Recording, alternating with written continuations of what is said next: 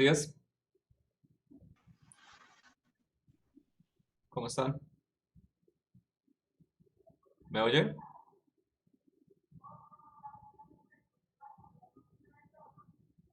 ¿Me oyen? Profe, no se le escucha.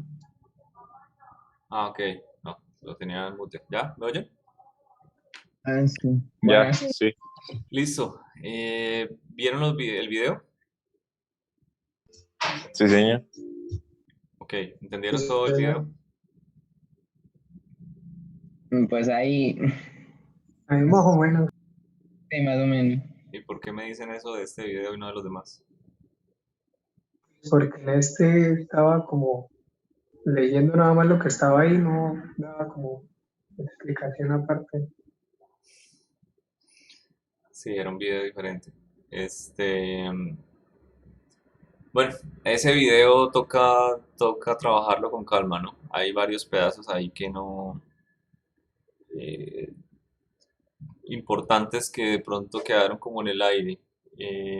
Para poner un ejemplo, la parte cuando dice que el ángulo óptimo se halla maximizando, bueno, optimizando la función de la posición de x con respecto a θ.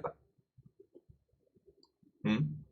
Ese que como que es el pedazo más importante del video y no se toca, por así decirlo. Ok, vamos a ver qué opina. El gato molestando. Juan García, que lo veo que está duplicado. ¿Qué opina de la primera de estas? Dice, ¿qué le ocurre al vector de velocidad en el punto más alto de la trayectoria de un proyectil? Tenemos dos Juan García al día de hoy.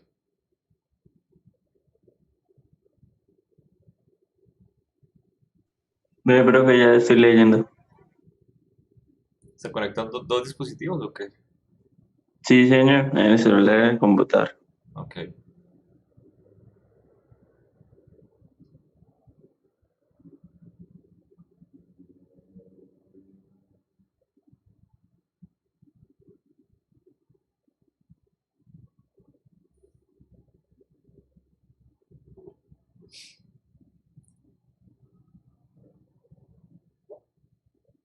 El razonamiento para esta pregunta es el mismo razonamiento que nosotros teníamos cuando veíamos el lanzamiento vertical. ¿Ok? Es decir, ¿perdón? Sí, el vector de velocidad es igual a cero, pero no cualquier vector de velocidad. O sea, sí es la A, pero en parte, no el vector completo.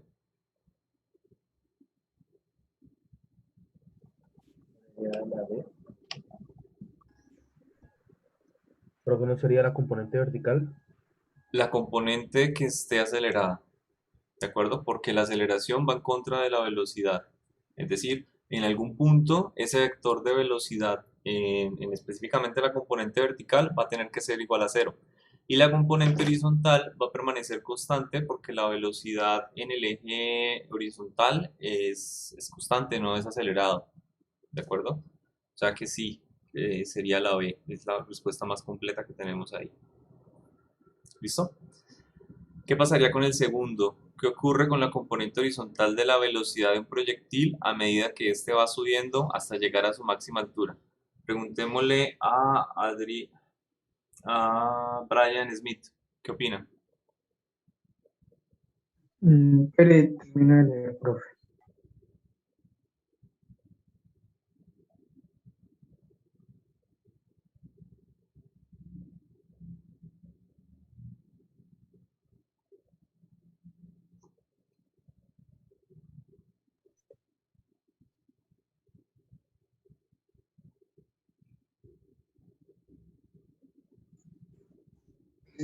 La B y la C. ¿Está entre la B y la C? Eh, Listo. Sí, Veremos la pregunta otra vez. ¿Qué ocurre con la componente horizontal de la velocidad de un proyectil a medida que éste va subiendo hasta llegar a su máxima altura?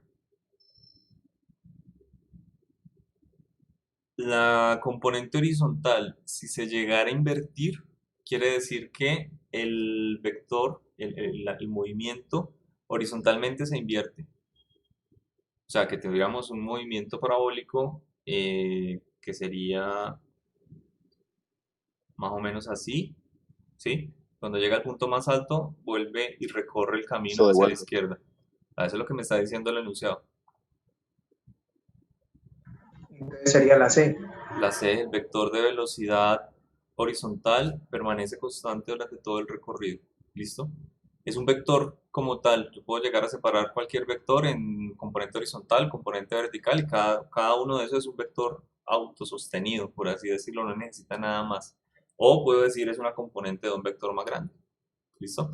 Cuando le coloco el i y el j al lado. O sea, todo lo que vimos antes de vectores se me sigue cumpliendo.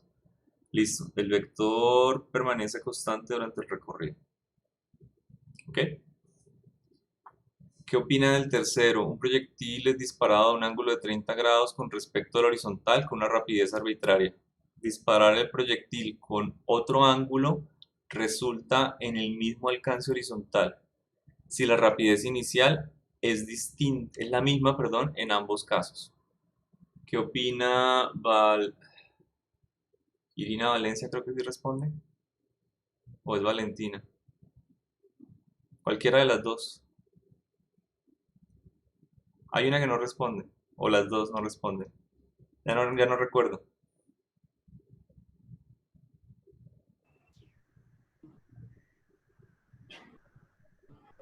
¿Valentina sí responde? Ok. Yo creo que sería falso, profe. ¿Tú crees que sería falso? Depende del ángulo. Depende del ángulo. Bien. Básicamente lo que me está diciendo es posible con dos ángulos diferentes obtener el mismo alcance horizontal. ¿Sí? Es lo que me está diciendo. Miren algo interesante. Si yo lo disparo desde el piso, ¿cuál sería el ángulo de alcance máximo? Es algo que ustedes de pronto tienen ese conocimiento desde el colegio. ¿Cuál es el máximo ángulo, el ángulo óptimo, perdón, al cual si yo disparo desde el piso, obtengo el la máximo desplazamiento en X? 5 grados. 45, pero déjenme hablar. 45 grados, ¿cierto? Por lo tanto, ¿qué pasa si yo hago un lanzamiento a 40 y otro a 50? O sea, es posible que yo tenga dos parábolas con diferente amplitud, pero que tengan los mismos puntos en común, el mismo alcance. Eso es lo que me están diciendo en el enunciado. ¿Es posible o no es posible? No, profe, no sería posible. O sea que para cada ángulo desde 0 a 90 grados le corresponde una posición única. Sí, porque estaríamos lanzando diferentes, pues, por decirlo de esa manera, en diferentes posiciones. Bueno, yo les puedo contar o les puedo mostrar. Vamos a ver. Vamos a revisar esta aplicación. ¿Listo? Que era una de las sugeridas ahí en el archivo. Voy a realizar un lanzamiento 45 grados solamente para tener una referencia. ¿Listo? Cualquier lanzamiento que yo haga, por ejemplo, de 50, va a dar menor el alcance a 45 grados. 45 es la óptima. ¿De acuerdo? Bien. Podría llegar a volver a marcar el de 45. Voy a hacer un lanzamiento a 30 grados. ¿Listo? Y miren el punto de impacto. Yo puedo llegar a hacer un lanzamiento también a 60 grados y miren el punto de impacto. Es exactamente el mismo, ¿o no? Al menos en la aplicación. ¿Sí o no? Es decir, yo puedo llegar a tener una familia de curvas, por ejemplo aquí a 55 y a 35.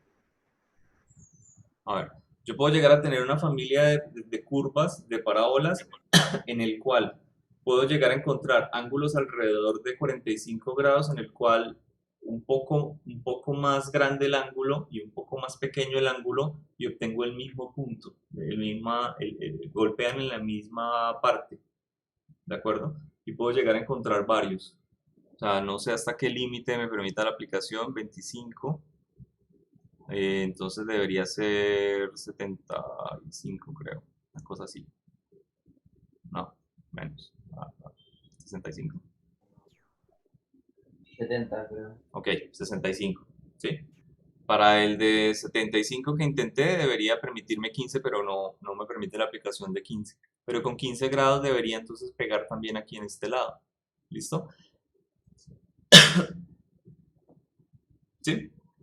Entonces, ¿qué concluyen? ¿Es falsa o es verdadera la pregunta? Verdadera. Verdadera. Verdadera. Verdadera. Y he impactado por eso. ¿Impactado por eso? Sí, ¿cómo es posible? Bueno, siendo, ¿Está ahí tiene algo que ver de que se desprecie la resistencia al aire? tiene Eso algo que ver, pasa, tiene algo que ver con la resistencia del aire. Si fuera un cañón real, yo voy a preferir uno de los dos. ¿Qué ángulo le parece que sea preferible? ¿Por encima de 45 o menor de 45? menor, Menor. ¿Por qué? que quedan Menos más fricción del lejos. aire. Por el aire. Pero ¿qué pasa con el aire? O sea, ¿por qué prefiero la trayectoria de abajo, que son este tipo de trayectorias, a estas, que están por encima? ¿No sería por la gravedad que tendría entre más arriba esté? No. Hay algo que usted ya vimos, que es la trayectoria, ¿cierto? Y más que la trayectoria, la distancia recorrida. Aunque sea el mismo punto de impacto, sin la resistencia del aire, ¿cuál tiene una distancia recorrida menor? El menor ángulo. La de menor ángulo. Quiere decir que tuvo un menor tiempo en el aire. O sea, la fuerza de rozamiento, que de hecho es un tema posterior, por así decirlo, en el aire es proporcional su resistencia a la velocidad. ¿Ok? Y actúa con respecto al tiempo. Es decir, estas trayectorias son mucho más rápidas, mucho más cortas, por así decirlo. Una trayectoria mucho más pequeña. Entonces yo prefiero esto para que el aire actúe durante menor tiempo y no le haga perder tanta energía, no le haga perder la velocidad y pueda llegar a impactar acá. Esta trayectoria, por supuesto, la utilizaban, este tipo de trayectorias, pero para asediar ciudades amuralladas. Entonces eran trayectorias que impactaban por encima de la muralla. ¿Sí? Pero si lo que querían era tumbar la muralla, pues las de abajo son mucho mejores. ¿Impactados todavía? Sí.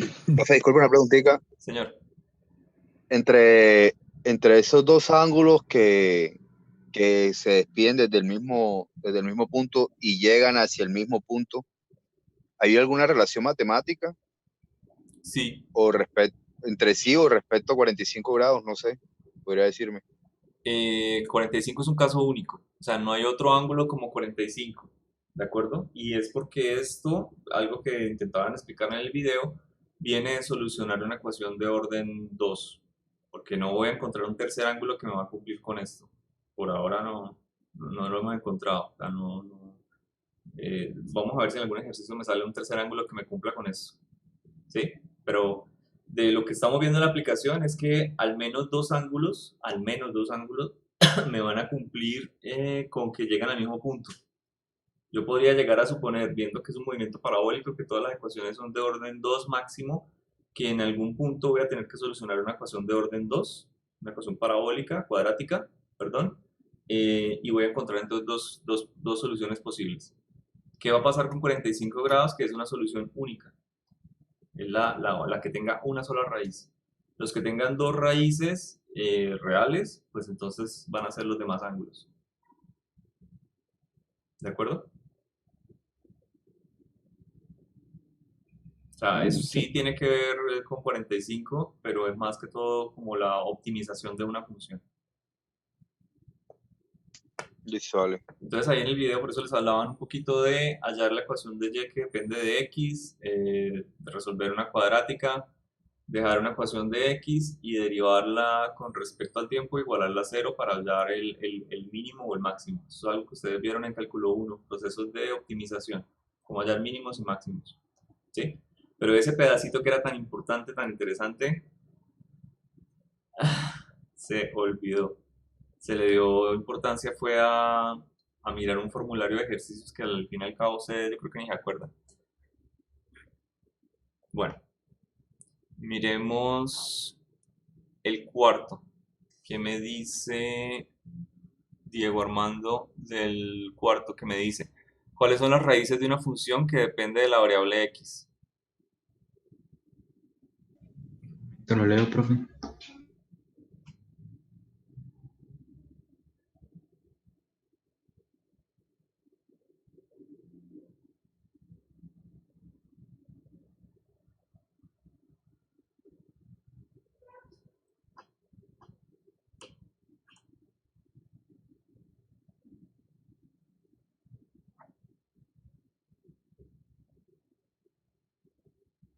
No, no la tengo muy clara, profesor. Ok, las La C, ¿no? raíces, ¿perdón? Son los puntos donde la función corta el eje X, ¿no? Sí, básicamente, cuando usted busca las raíces de una función, son los puntos en donde esa función vale cero. ¿Ok? Como nosotros siempre tenemos una función de tipo y versus x, son los puntos donde va a cortar x, por así decirlo. Entonces, una función que depende de la variable x, una función f de x, es el punto donde f de x vale cero. O sea que corta el eje de la x. ¿Ok? Esas son las raíces de una función. Les digo que solucionar la función de orden 2 e igualarla a 0 es encontrar las raíces. Ese es el proceso que se lleva siempre, de encontrar las raíces de la función. Bien. Y el quinto, que me dice Jair, una bala es disparada horizontalmente desde una altura de 1 metro y justo en el instante se deja caer otra bala desde la misma altura. ¿Qué ocurre con las dos balas? Estoy leyendo, profe. A ver. A ver, léalo.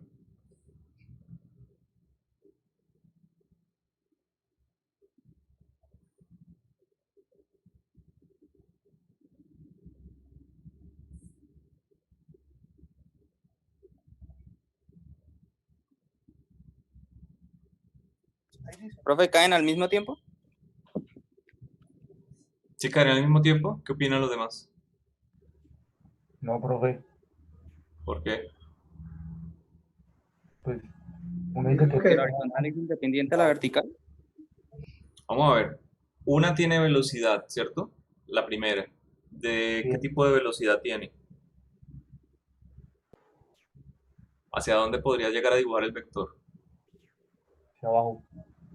Abajo, No, porque me dice como en que es parábola. disparada horizontalmente. Lo que quiere A decir la que tiene una derecha. velocidad inicial horizontal. ¿Sí? Podría ser a la derecha o a la izquierda. Aquí como me quedó en el dibujo, podría llegar a ser hacia acá. Es decir, esta es mi velocidad inicial. ¿Y cuánto es la velocidad inicial de la otra? 0. Cero, porque aquí me están diciendo que se deja caer. ¿De acuerdo? Una se deja caer y la otra tiene una velocidad inicial en x. Así de sencillo. Podría llegar a dibujar aquí las trayectorias de las dos.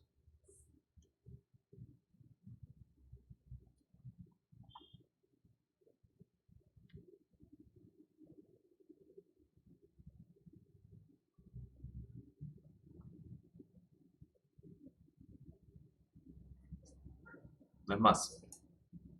¿Listo? Ahora, ¿qué pasa con la ecuación de x de la primera? Es una ecuación que no está acelerada. Ahí tenemos un movimiento rectilíneo uniforme, ¿cierto? A una velocidad constante. Lo que quiere decir que la velocidad que tengamos en x inicial va a ser la misma velocidad que él va a tener en x final. Exactamente igual. ¿Qué pasa con la velocidad en y? Va variando. Pero ¿cuál es la componente vertical de las dos? Cero. No es más. ¿Cuál es la condición física, uno, para encontrar el tiempo de vuelo? Es decir, el tiempo que se demora una partícula en llegar hasta el piso, porque es lo mismo que ya vimos en movimiento vertical. ¿Sí se acuerdan? Encontrar el tiempo de subida. ¿Cómo? El alcance máximo, o sea, la altura máxima. La altura máxima, bueno, aquí ya está la altura fija, 1 metro. Esa altura ya me la dieron. ¿Sí se acuerdan? La velocidad inicial en Y. Eh, velocidad inicial en y. Bueno, aquí la velocidad inicial en y es 0. Solamente tenemos una velocidad inicial en x para el primero. Y para el otro el vector sí es 0 completamente. O sea, lo que les digo es, la ecuación o la condición física para que esto me diera a mí el tiempo en el que llegaba al piso, y eso lo vimos la vez pasada, era que la posición en Y fuera igual a 0. ¿Sí se acuerdan? Esa es la condición física para que yo diga, aquí se tuvo que detener un movimiento. Yo hago mi ecuación de movimiento y digo, cuando esa ecuación sea igual a 0, yo obtengo un tiempo. ¿Qué tiempo? Tiempo de bajada o tiempo de subida, si Y es igual a algún otro punto. ¿Se acuerdan que nosotros comenzábamos por ese estilo? Podemos comenzar, si era un movimiento que va subiendo, decíamos cuando la velocidad en Y sea igual a 0, ¿cierto? Que es la condición física de la altura máxima. Si empezamos desde una altura y queremos encontrar al piso, entonces decíamos, no, ya no es cuando la velocidad en Y sea igual a 0, es cuando Y sea igual a 0, cuando la posición sea igual a 0. Y de ahí arrancábamos a obtener cosas. Vamos a mirar la ecuación de Y rápidamente. La ecuación de Y para este tipo de movimiento debería ser algo por el estilo. Básicamente la de caída libre, ¿cierto?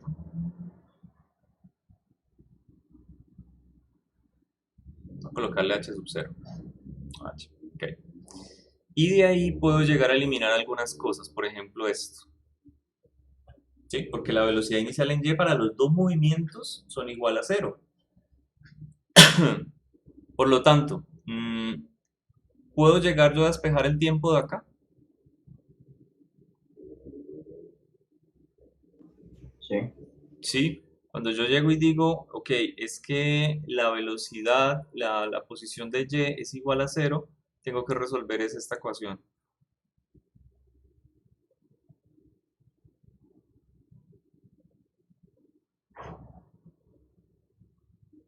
¿Ok? Puedo mandar entonces los términos cada uno por su lado, que t cuadrado sobre 2, lo mando para el otro lado, igual a h sub 0, h sub 0, y simplemente despejo. T cuadrado, el 2 va a subir a acompañar h sub 0, y la g va a pasar a dividir, y puedo llegar a sacar la raíz para eliminar el cuadrado. Ese es el tiempo que se demora él en caer. Miren que las dos ecuaciones, los dos movimientos me van a cumplir con la misma ecuación. O sea, el tiempo de caída es exactamente igual para los dos. Sola y únicamente me depende de la posición inicial. No más. No me depende de nada más. Profe, la G es negativa. ¿En dónde?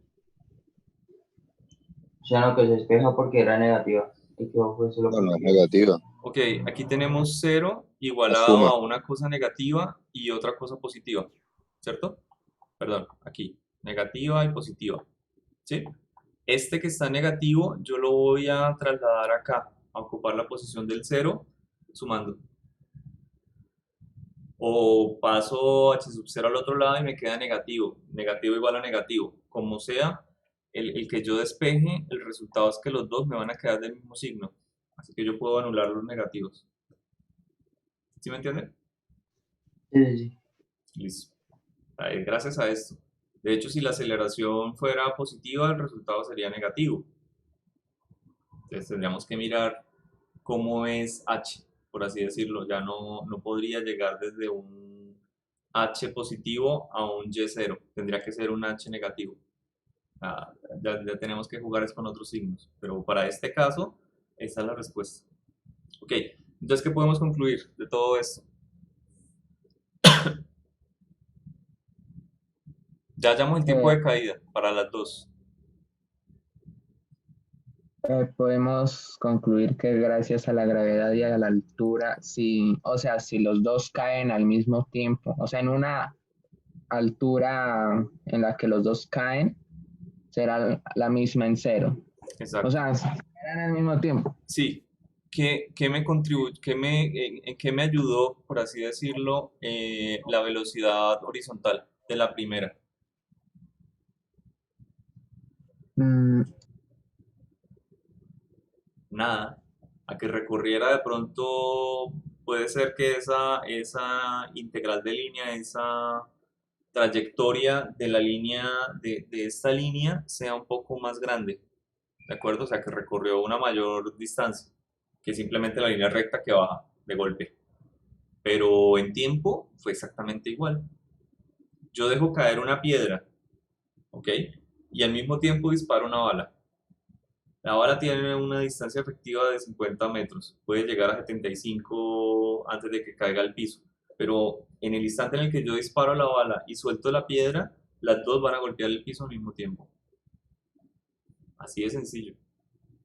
Eso es lo que me está diciendo esto, ¿ok? Olvídese de la aerodinámica de la bala. Está diseñada para que ella atraviese rápidamente distancias en la dirección en la que va, no para que ella se mantenga flotando. O sea, la bala no tiene alitas de avión. ¿Sí? ¿Ustedes han visto el video de que una piedra cae al mismo tiempo que una bola de boliche? No era que una bola de boliche Yo vi cae. una Perdón, pluma, una bola de boliche a una pluma. Esa es la cosa. pero era en la En el presión del aire. vacío. Vacío, sí. Bueno, todo lo que estamos trabajando nosotros es en el vacío, ¿no? Sin resistencia Ah, del aire. pues sí, ¿no? Resistencia del aire. Ah, Pero les digo, la resistencia del aire, de hecho, hay muchas aproximaciones. La más normal, la más común, es decir que hay una fuerza que va en contra del vector de velocidad, pero es proporcional a la velocidad.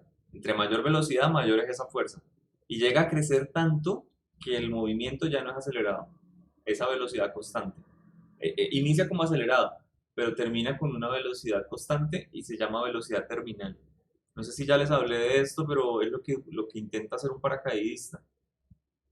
Cuando usted se arroja de un avión, si su paracaídas falla, usted eventualmente va a alcanzar una velocidad terminal, pero de pronto esa velocidad terminal es de 200 kilómetros por hora.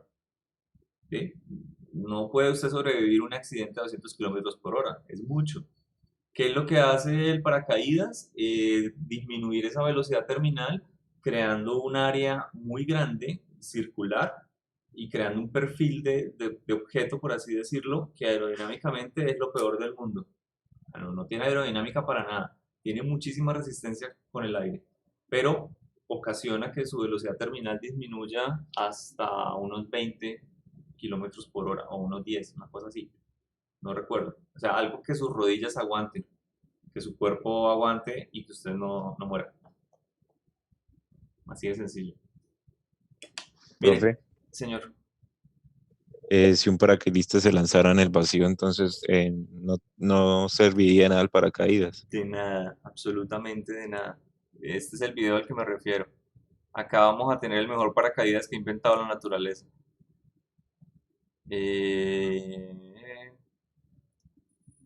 Miren, acá tienen un ejemplo sencillo que es soltar unas plumas con una bola de boliche. ¿Ok? Las plumas, por su aerodinámica, son malísimas si están sueltas una de la otra, porque ellas tienen una membrana que está uniendo cada filamento entre ellos, o sea, son la cosa más resistente al aire que usted se puede imaginar. Sin embargo, cuando el ave las usa organizadas, las usa muy, muy bonitas, la idea es que sean aerodinámicas para ciertas cosas, ¿de acuerdo? Pero también tiene sustentación, es decir, el ave se puede mover a través del aire muy fácilmente, mas no tiende a caer hacia la superficie de la Tierra. Es un diseño tipo avión. ¿De acuerdo? Ahora, ¿qué pasa acá? Tienen una cámara especial en la cual, y miren todo el grosor que tiene la cámara, ya les explico por qué, retiran absolutamente todo el aire de la cámara. Bueno, no todo, hay un límite práctico, pero retiran la mayoría del aire de la cámara y se crea una presión negativa con respecto a la atmósfera. Una presión tan grande que si la cámara no es lo suficientemente resistente, ocurre lo inverso a una explosión, una implosión. O sea, todas las paredes de la cámara se colapsan hacia el centro, ¿de acuerdo? Para compensar con el vacío y queda básicamente un punto, un bloque de material. Usted coge un barril de acero y lo hacen, le sacan absolutamente toda la presión y eventualmente él implosiona, el barril se comprime y queda como una bola de metal. No sé si han visto eso. Mire lo que ocurre cuando le sacan la presión y lanzan las plumas y el objeto, como ya no hay ya no hay aire, ya no hay resistencia, entonces caen al mismo tiempo. Se cumple lo que ha dicho Galileo. O Newton. ¿Listo? Un experimento muy caro, porque desocupar el aire de algo tan grande no es barato. Y eso se ve que es grueso, demasiado grueso, o sea, tiene demasiadas cosas en la cámara. Sobre todo porque estas lo usan para experimentos de vacío, pero de objetos grandes. Si una cámara de vacío pequeña se hacen, en la UIS hay muchos laboratorios así, pero la cámara no es más grande que la olla de paseo de domingo. O sea, es una cámara relativamente pequeña, ¿sí? Es una ollita, por así decirlo. Y extraer la presión también demora en esas cámaras que están ahí en la UIS, pero no es tan peligroso o tan reforzada como esta, por supuesto. Son cámaras de metal supremamente grueso y está diseñado para crear ultra vacío, mucho más de lo que esta cámara incluso puede tener. Vacío casi que perfecto. O sea, ¿qué es el ultra vacío? Es eliminar absolutamente todas las partículas que hay ahí. ¿Ok? Se obtiene algún vacío, sí, en 0,000 o algo pascales o atmósferas. ¿De acuerdo? Es casi vacío, pero siempre quedan alguna clase de partículas. O sea, como estar en un pedacito del espacio o Sí, es algo así. básicamente como estar en el espacio. De hecho, creo que la densidad de partículas de algunas de esas cámaras llega a ser menor que la del espacio. La del espacio no está tan vacío como uno creería. Ahí puede haber mayor partículas de polvo en algunos sectores del espacio que lo que hay en esas cámaras. ¿Ok? Vale. De Entonces, hecho, pues, el espacio tiene una temperatura. No sé si han escuchado. no. El espacio no está en 0 grado Kelvin. El espacio tiene una temperatura determinada, medible. No recuerdo si es 3 o 4 grados Kelvin. Y usted no puede hablar de temperatura si no tiene un cuerpo, porque el vacío no tiene temperatura. Entonces, hay material en el espacio. ¿De acuerdo? Se llama material particulado, que son, bueno, puede ser muy poquito, puede ser 2 partículas por millón, o sea, una cosa de nada, ¿sí? Yo cojo un metro cúbico del espacio y de pronto no encuentro ninguna, cojo un kilómetro cúbico de espacio y encuentro unas cuantas partículas en esa cantidad, encontraré unas 100 partículas, no es mucho, considerando un kilómetro cúbico no es mucho, pero hay algo. Ok. Antes de comenzar a trabajar con el movimiento parabólico, vale la pena que nosotros hagamos aquí una pequeña descripción. Voy a definir un vector. Espera, un segundo.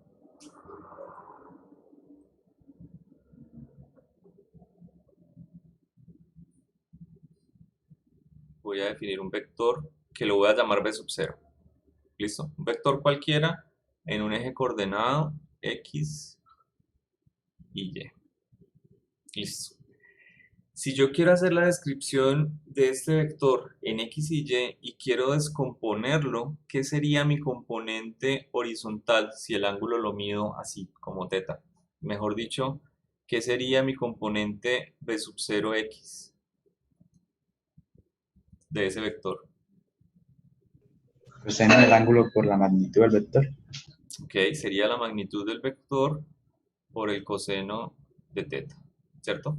Ya que ese vector, de nuevo, yo lo puedo llegar a descomponer, quiere decir que mi vector va a tener una componente en x y una componente en y, ¿sí? Así de manera general. ¿Qué sería mi componente para y?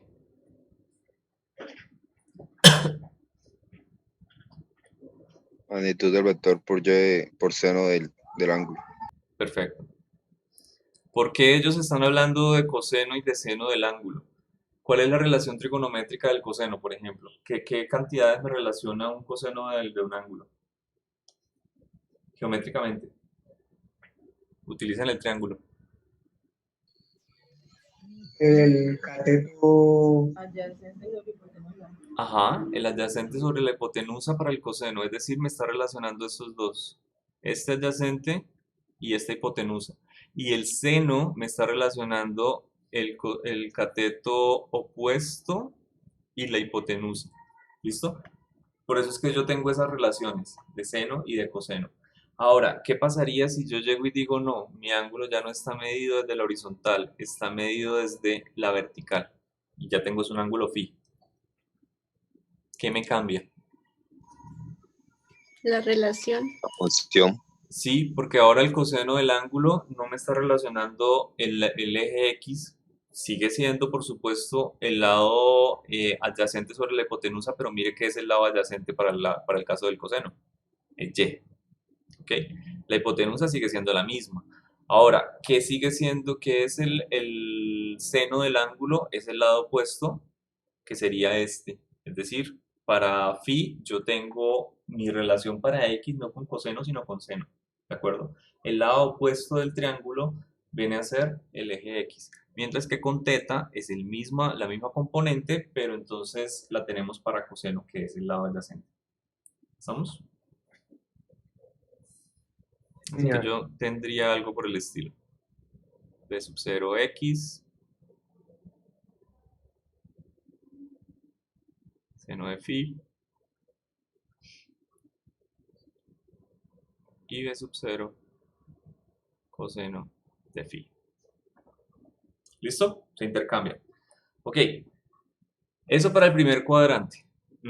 Vale la pena también mencionar que es un cuadrante, no sé si ustedes lo conocen, pero esto es el primer cuadrante, ¿sí? En un eje cartesiano se divide en 4, así de sencillo.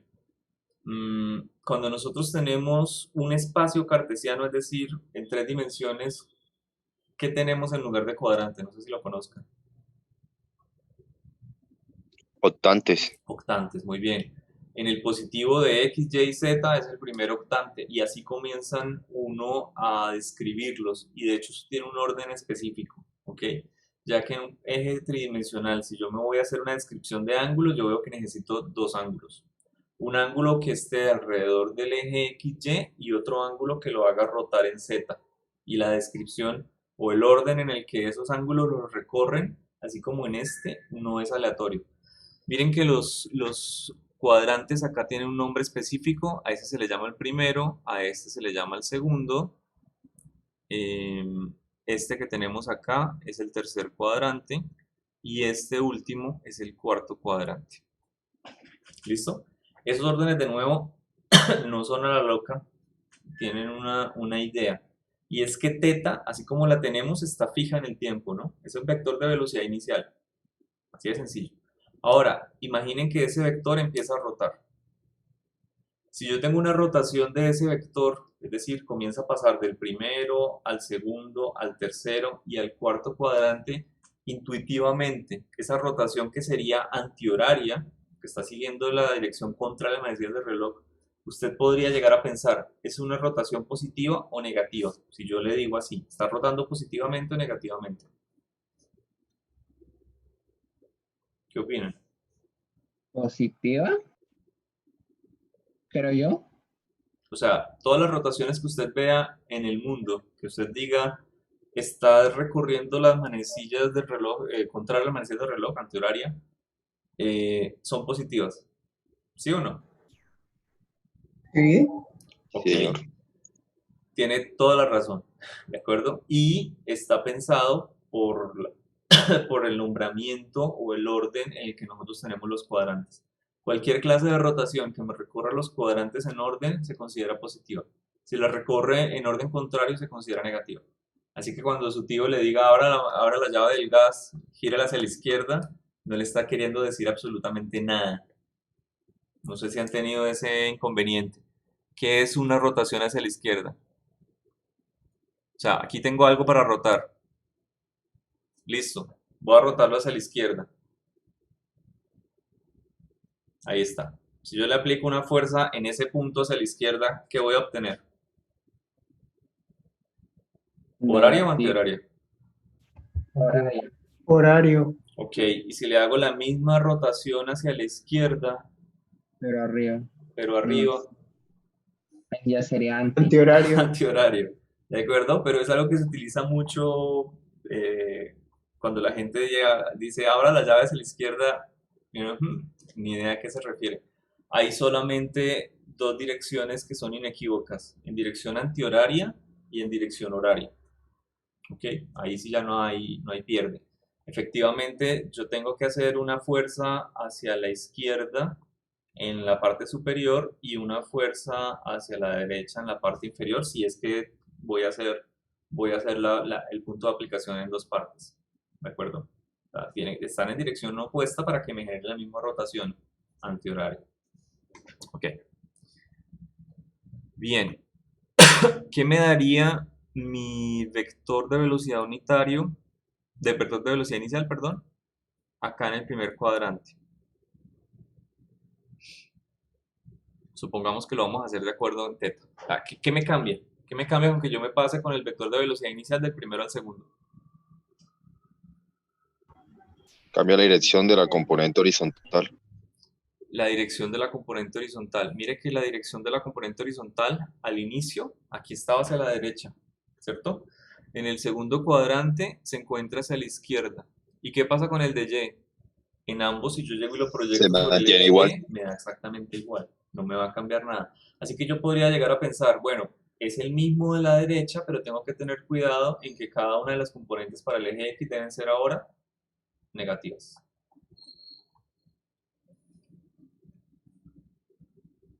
¿Listo? Voy a escribirlas por acá. B sub 0x igual a B sub 0 coseno de teta. Y la de Y sigue siendo positiva. B sub 0 seno de teta. Listo. ¿Qué pasaría cuando mi ángulo ya no está medio desde la horizontal, sino que está medio desde la vertical? ¿Cambia algo con lo que está a la derecha? Solamente lo que ya discutimos, ¿no?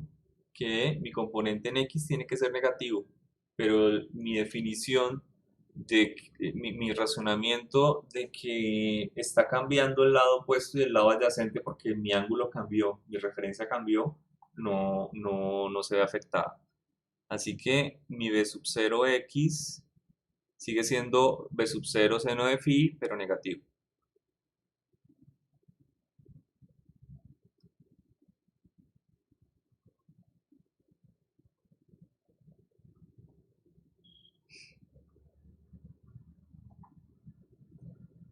¿Listo? Y podemos completar. Vamos a completar rápidamente los otros cuadrantes.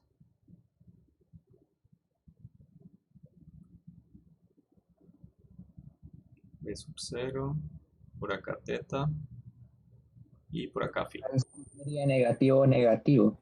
Acá sería negativo, negativo. Tiene toda la razón.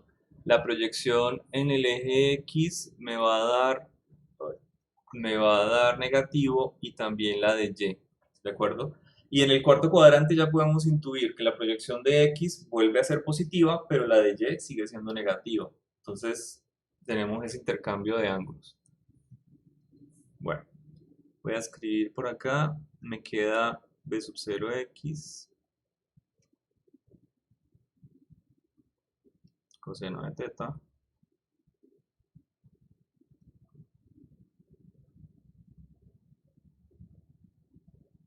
¿listo? Tanto para teta como para phi. No me va a cambiar absolutamente nada.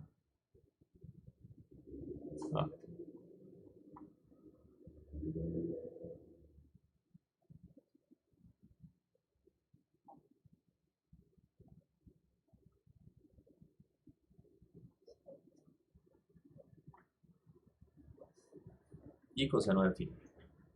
Bien. Finalmente, el cuarto cuadrante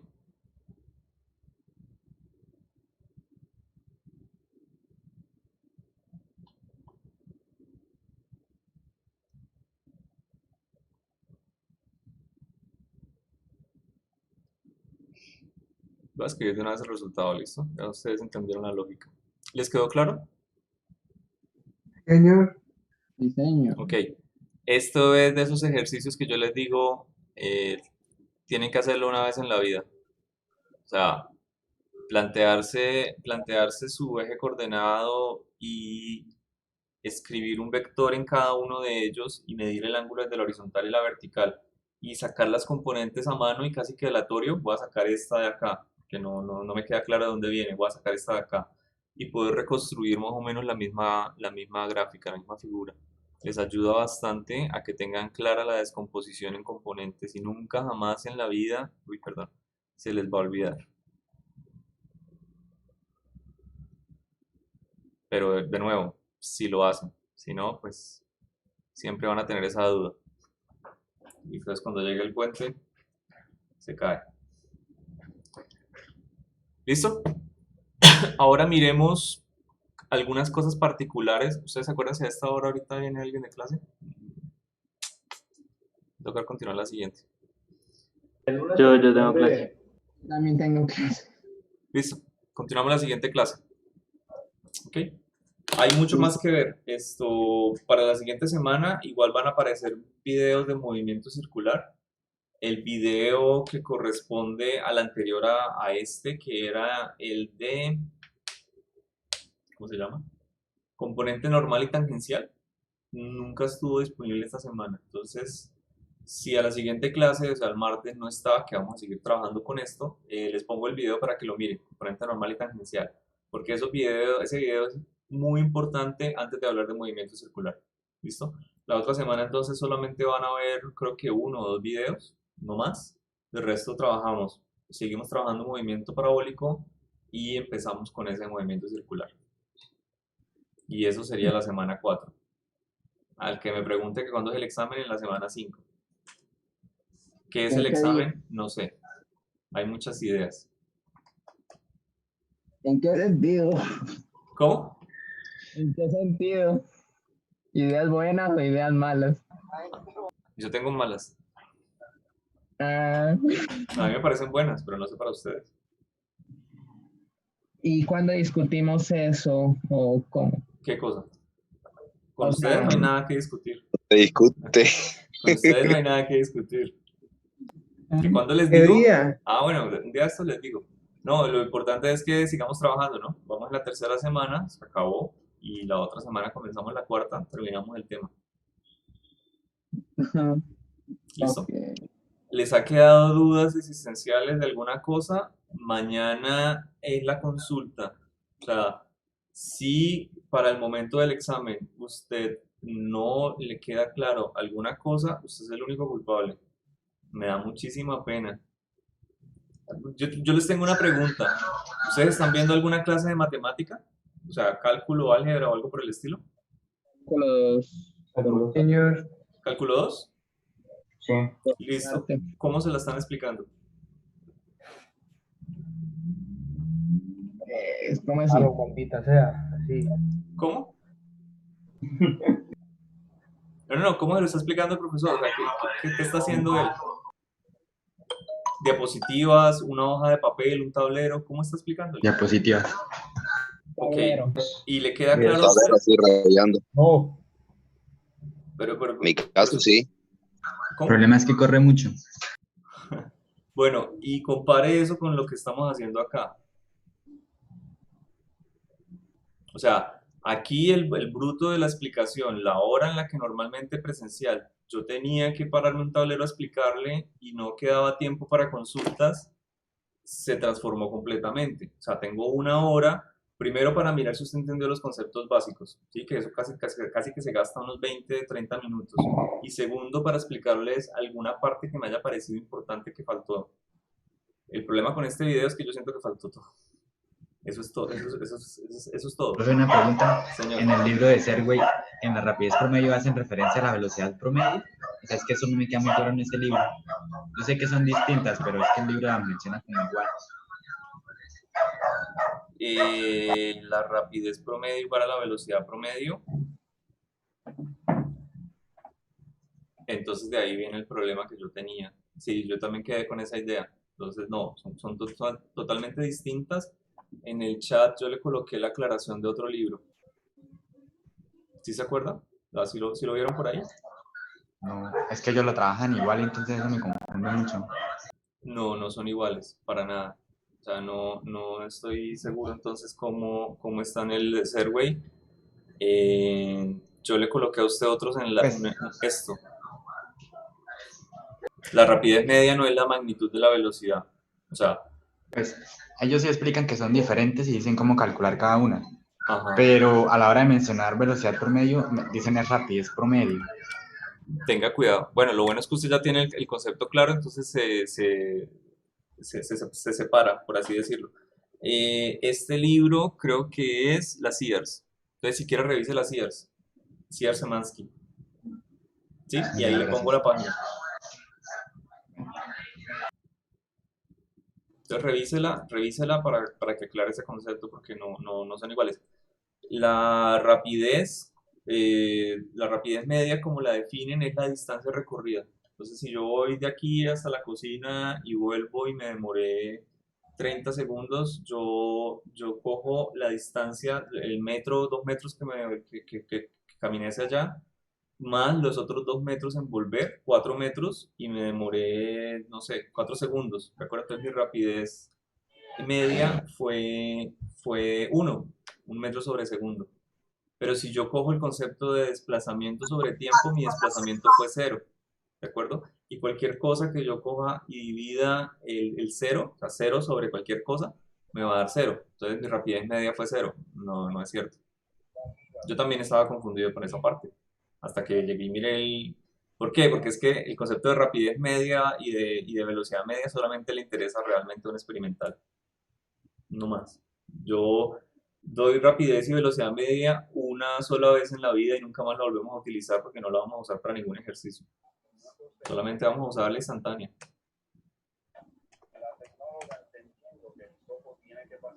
¿De acuerdo? Entonces revise ese pedazo. Listo, profe, todo bien. Cualquier cosa, ojo, mañana a las 10 de la mañana escriben @José Herrera una consulta. Se acabó, no hay más. Bueno, los dejo. Chao. Chao, profe, que ya Hasta luego, terminamos. profe.